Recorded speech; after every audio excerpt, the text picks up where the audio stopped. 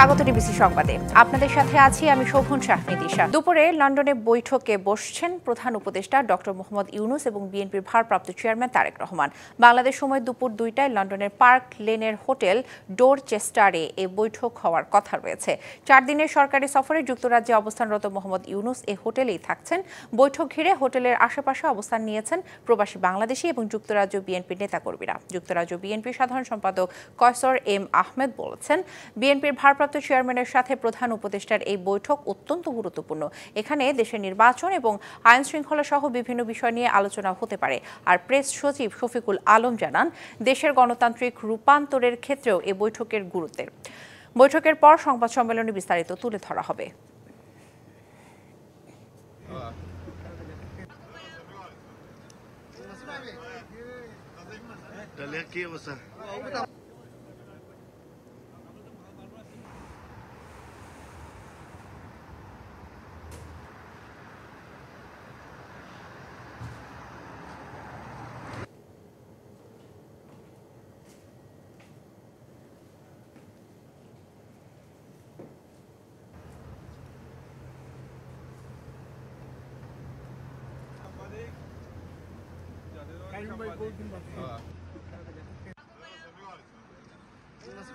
আমাদের এইখানে বাংলাদেশের মানুষ, প্রবাসী বাংলাদেশ এবং জাতীয়তাবাদী দলের নেতৃবৃন্দ, বাংলাদেশ জাতীয়তাবাদী দলের ভারপ্রাপ্ত চেয়ারম্যান মহোদয় এই প্রথমবারের মতো একটা সরকার প্রধানের সাথে মিটিং এখানে হচ্ছে ডক্টর ইউনুস সাহেবের সাথে।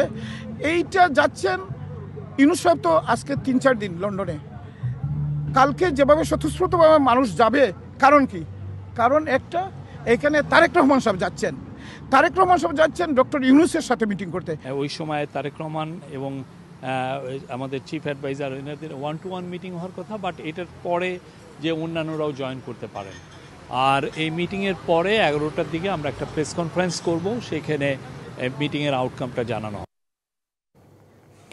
লন্ডনে ডক্টর মোহাম্মদ ইউনুস ও তারেক রহমানের বৈঠক রাজনীতির জন্য ইতিবাচক বলছেন দলের স্থায়ী কমিটির সদস্য ডক্টর খন্দকার মোশাররফ হোসেন। তিনি জানিয়েছেন, বৈঠকে নির্বাচন এগিয়ে আনার বিষয়টি সবচেয়ে বেশি গুরুত্ব পাবে। নির্বাচন ইস্যুতে কোনো সমঝোতা আসলেও সম্মতি থাকবে বিএনপির। আলোচনা থাকবে সংস্কার এবং বিচার প্রসঙ্গ। ডিবিসির সঙ্গে একান্ত আলাপে এ তথ্য জানিয়েছেন বিএনপির এই নেতা। আনোয়ার হোসেন। বর্তমানে রাজনৈতিক অঙ্গনে আলোচনার অন্যতম একটি প্রধান বিষয় হয়ে দাঁড়িয়েছে অন্তর্বর্তী সরকারের প্রধান উপদেষ্টা ডক্টর মোহাম্মদ ইউনুস এবং বিএনপির ভারপ্রাপ্ত চেয়ারম্যান তারেক রহমানের সঙ্গে বৈঠক ঘিরে। অর্থাৎ এক কথায় যদি বলি তাহলে সবার দৃষ্টি এখন লন্ডনে। এই বিষয় নিয়ে আজকে আমরা আলোচনা করব। আমাদের সঙ্গে অতিথি হিসেবে আজকে উপস্থিত আছেন বিএনপির স্থায়ী কমিটির সদস্য ডক্টর খন্দকার মোশাররফ হোসেন। স্যার, আপনাকে স্বাগত। ধন্যবাদ ডিবিসির শ্রোতা দর্শকদের। স্যার, যেটি বলছিলাম, খুব আলোচনার একদম অন্যতম একটি জায়গা তৈরি হয়েছে রাজনৈতিক অঙ্গনে। সেটি হচ্ছে যে প্রধান উপদেষ্টা ডক্টর মোহাম্মদ ইউনুস এবং বিএনপির ভারপ্রাপ্ত চেয়ারম্যান তারেক রহমানের সঙ্গে একটি বৈঠক হবে লন্ডনে। সফররত আছেন প্রধান উপদেষ্টা। স্যার, একটু শুরুতেই জানতে চাই যে এই বৈঠকের সম্ভাব্য বিষয়বস্তুগুলো আসলে কি? প্রথমে আমি বলতে চাই যে আমাদের দেশের প্রধান উপদেষ্টা আমাদের দলের ভারপ্রাপ্ত চেয়ারম্যানকে এই বৈঠকের জন্য আমন্ত্রণ জানিয়েছেন। এই আমন্ত্রণকে আমি বর্তমান রাজনৈতিক প্রেক্ষাপটে অত্যন্ত ইতিবাচক বলে আমি বিশ্বাস করি। ঠিক এপ্রিলে এখন যখন এই সরকার বলেছে, আমরা বলছি যে এই ফেব্রুয়ারি মার্চে রমজানের মধ্যে যদি এপ্রিল ইলেকশন করতে হয়, তো রমজানের মধ্যে প্রচার প্রপাগান্ডার সময়টা থাকে। এটা কিন্তু কখনোই কোনো দলের প্রতি কোনো প্রার্থীর পক্ষে এটা সম্ভব না। তো সেই জন্য উপযুক্ত সময় ডিসেম্বর হয়। তারপরেও যদি প্রধান উপদেষ্টা বলেন আমাদের ভারপ্রাপ্ত চেয়ারম্যানের, যদি তার অসুবিধার কথাগুলো বলেন সেটা গ্রহণযোগ্য হয়, তাহলে সেখানে একটা সমঝোতা হতে পারে। স্যার, সেক্ষেত্রে রাজনৈতিক মহল থেকে একটি বিষয় আছে, সেটি হচ্ছে যে তারা বলছেন যে সরকারের সঙ্গে বিএনপির যে একটা দূরত্ব দৃশ্যমান ছিল, সেটি অনেকটাই নিরসন হবে এই বৈঠক ঘিরে। প্রত্যাশা অনেক আছে। স্যার, এই বিষয়ে যদি একটু বলতেন। এখানে আসলে আমি ব্যক্তিগতভাবে বিশ্বাস করি না যে সরকারের সাথে আমাদের কোনো দূরত্ব সৃষ্টি হয়েছে। সরকার আসার পর থেকে আমরা সরকারকে সমর্থন করেছি, সহযোগিতা করছি। এখনও কোনো মিটিংয়ে বলি নেই যে আপনাদেরকে সহযোগিতা করব না। কিছু কিছু ক্ষেত্রে বলা হয়েছে যে আপনারা কোনো দিকে না তাকিয়ে আপনাদের ইচ্ছাকে আপনারা চরিতার্থ করতে চান, তাহলে আমাদের সেই সহযোগিতা নাও থাকতে পারে। আমরা বিশ্বাস করি যে এটাকে মূল্যায়ন করেই প্রধান উপদেষ্টা আমাদের ভারপ্রাপ্ত চেয়ারম্যানকে আমন্ত্রণ জানিয়েছেন আলোচনার জন্য। স্যার, বিএনপির ভারপ্রাপ্ত চেয়ারম্যান তারেক রহমানের দেশে ফেরা নিয়েও একটি সংবাদ আছে আমাদের কাছে, যে খুবই আপনাদের যারা নীতি নির্ধারণী পর্যায়ের যারা আছেন দলের, তাদের পক্ষ থেকেও বিভিন্ন অনুষ্ঠানে বলা হচ্ছে যে তিনি খুব শীঘ্রই দেশে ফিরবেন। স্যার, এই বিষয়ে যদি স্যার একটু বলতেন। না, আমি মনে করি না যে এই বৈঠকে আমাদের ভারপ্রাপ্ত চেয়ারম্যান তার দেশে ফেরার ব্যাপারে কোনো আলোচনা করবে। আমরাও মনে করি না। গণতান্ত্রিক পরিবেশ সৃষ্টি হলে অবশ্যই তিনি দেশে যত দ্রুত সম্ভব ফিরবেন এবং আমাদেরকে নেতৃত্ব দিবেন। অনেক ব্যস্ততার মধ্যে স্যার আপনি আমাদেরকে সময় দিয়েছেন, আপনাকে অসংখ্য ধন্যবাদ। শ্রোতা এবং দর্শকদেরকে আমি শুভেচ্ছা জানাচ্ছি। দর্শক, এই ছিল আজকের আলোচনায়। সর্বোপরি বলা যায়, প্রধান উপদেষ্টা ডক্টর মোহাম্মদ ইউনূস এবং বিএনপির ভারপ্রাপ্ত চেয়ারম্যান তারেক রহমানের সঙ্গে যে বৈঠক, এই বৈঠককে ঘিরে যে আশা প্রত্যাশার জায়গা তৈরি হচ্ছে, তাতে করে বলাই যায় যে এই যে অস্থিরতা এবং সংকট চলছে রাজনীতিতে, তাতে করে অনেকটাই সংকট নিরসনে এই বৈঠক ভূমিকা পালন করবে। সবাইকে ধন্যবাদ ডিবিসি নিউজের বিশেষ আয়োজনে এতক্ষণ সঙ্গে থাকার জন্য। ঈদের খুশির রেশ নিয়ে স্বস্তিতেই ঢাকায় ফিরছেন কর্মজীবী মানুষ। তবে লম্বা ছুটির পর রেল স্টেশন এবং বাস টার্মিনালে ঢাকা ফেরত যাত্রীর চাপ তুলনামূলক কম। ট্রেন গন্তব্যে পৌঁছাচ্ছে নির্ধারিত সময়, তবে টিকিট নিয়ে ভোগান্তির অভিযোগ করছেন কেউ কেউ। ঈদুল আজহার লম্বা ছুটি প্রায় শেষে ঢাকায় ফিরছেন কর্মজীবীরা। তবে এবার নেই চিরচেনা ভিড়। কমলাপুর রেল স্টেশনে যাত্রীর চাপ কম, ট্রেন আসা যাওয়া করছে সময় মতো। তবে টিকিট পেতে ভোগান্তির অভিযোগ কারো কারো। সঠিক সময় গাড়ি ছাড়ছে এবং সঠিক সময়ে স্টেশনে এসে পৌঁছেছে গাড়ি। আমরা যে ট্রেনে যে আসা যাওয়া করলাম, আমাদের কোনো সমস্যা নেই।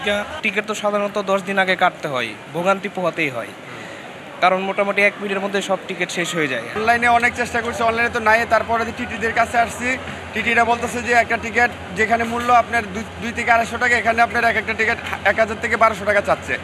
নানা কারণে যারা প্রিয়জনের সাথে ঈদ করতে পারেননি, তারা ছুটছেন বাড়ির পথে। স্বস্তির যাত্রায় খুশি তারা। ঈদের আগে যেতাম পারছি না, ঝামেলা ছিল, এখন যাইতেছি। অনলাইনে টিকিট পাওয়া যায় নাই, অনেক প্রবলেম হয়েছে, তো এখন এই কারণে ঈদে যাইতে পারি নাই, এখন যাচ্ছে আর কি। এবার আমার কাছে মনে হচ্ছে ভোগান্তি একটু কম গতবারের তুলনায়। কমলাপুর থেকে প্রায় সব ট্রেন নির্ধারিত সময়ে ছেড়ে যাচ্ছে বলে জানান স্টেশন ম্যানেজার।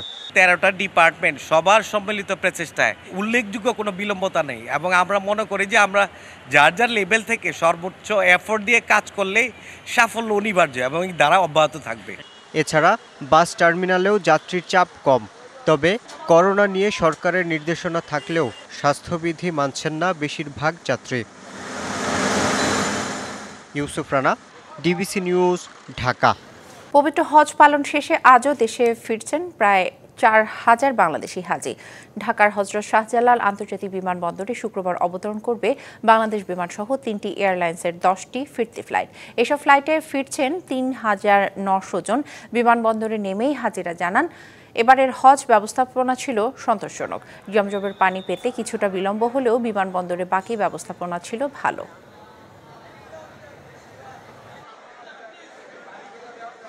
বাংলাদেশ বিমান যে এত ফার্স্ট ক্লাস সার্ভিস দিয়েছে, আসলে খুবই, আমি সৌদি আরবিয়ান এয়ারলাইন্সে গিয়েছিলাম, কিন্তু আমাদের দেশ যে এত আগাচ্ছে এটাতে আমি খুবই খুশি, হ্যাপি আর কি। যারা গিয়েছে আমাদের মোয়াল্লেম, আমাদের এজেন্সি আমাদের খুব ভালো সার্ভিস দিয়েছে, এবং আমরা এবার হজটা করেছি। যতটুকু ভাবছিলাম যে কষ্ট হবে, অতটুকু কষ্ট হয় নাই। তো এবার ইমেজিং একটা জার্নি হয়েছে আমাদের, আর হজ ব্যবস্থাপনা চমৎকার। ওয়ানডেতে বাংলাদেশকে ভালো জায়গায় নেওয়ার লক্ষ্যে নতুন ওয়ানডে অধিনায়ক মেহেদী হাসান মিরাজ কাজে লাগাতে চান আগের অধিনায়কের থেকে পাওয়া অভিজ্ঞতাও। বৃহস্পতিবার 1 বছরের জন্য টাইগারদের নতুন ওয়ানডে অধিনায়কের দায়িত্ব পান এই অলরাউন্ডার। বাংলাদেশটাকে একটা জায়গায় দাঁড় করাতে চাই। যেহেতু ওডিআই ফরম্যাটটা আমরা অনেক ভালো টিম ছিলাম, হয়তো এখন অবস্থানটা আমাদের একটু হয়েছে, বাট আমি আশা করি এটা একটা ভালো অবস্থানে যাবে। শান্ত আর আমার ভিতরে এই জিনিসগুলো কখনই কাজ করবে না। ও যখন ক্যাপ্টেন্সি করেছে আমি ওকে অনেক হেল্প করেছি, এবং আশা করি যে ও আমাকে অনেক হেল্প করবে। আলহামদুলিল্লাহ আমি অনেক ক্যাপ্টেনকে পেয়েছি, তাদের কাছ থেকে অনেক কিছু শিখতে পেরেছি, যেটা আমি হয়তো আমার এই ক্যাপ্টেন্সিতে কাজে লাগাতে পারবো।